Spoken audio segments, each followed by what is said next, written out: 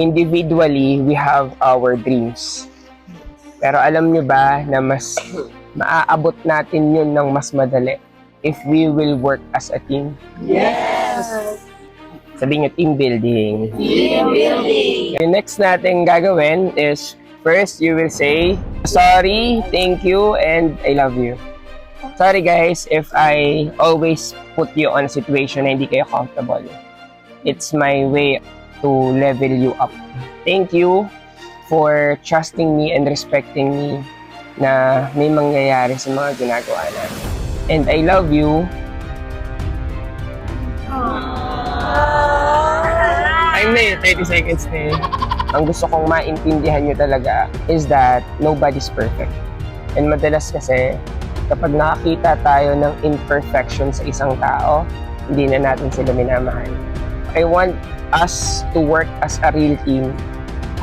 Imagine, isa tayong unstoppable force because we are connected. Pero kung may mga misunderstanding na nagiging cause ng pagkakahiwa-hiwalay natin, then humihina yung force na yun. Individually, we have our dreams. Pero alam nyo ba na mas maaabot natin yun ng mas madali if we will work as a team? Yes! Yun yung essence ng ginagawa natin. This is me pushing myself para maibigay ko yung best leadership ever. Wala kayong choice. Kailangan yung pumunta ng Sunday meeting. Pag di kayo pumunta, di kayo sasahod. We can just be an ordinary company na pumasok ka lang yung sumahod. But we are different. Sabihin niyo, we are different. We are different.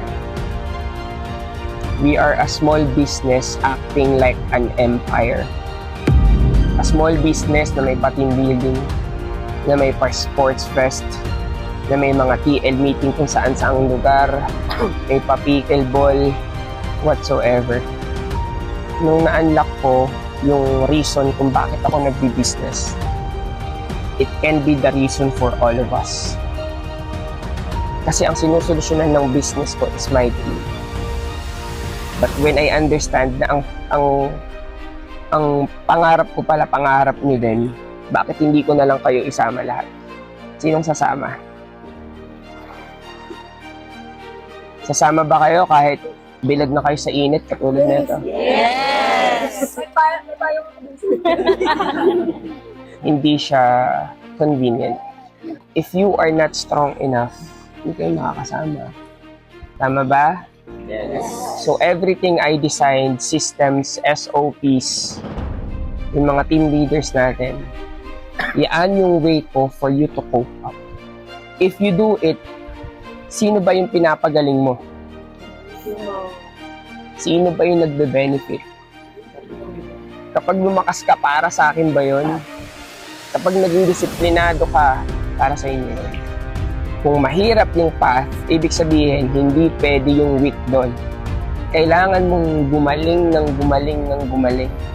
Si Confectionery, as we go through our next level, kakailanganin namin ng mas maraming leaders.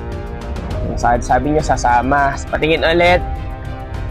Kailangan lahat kayo mag-level up into a level ng leader para magkaroon ng magandang culture yung ginagawa natin.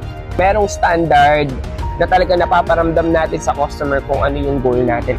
And balik lang ako dun sa main topic ko. Bago tayo mag-focus as a team, ask yourself, are you a good teammate? And yung goal ng team building, did we build a team? Yes! Isang bagsak. Oh.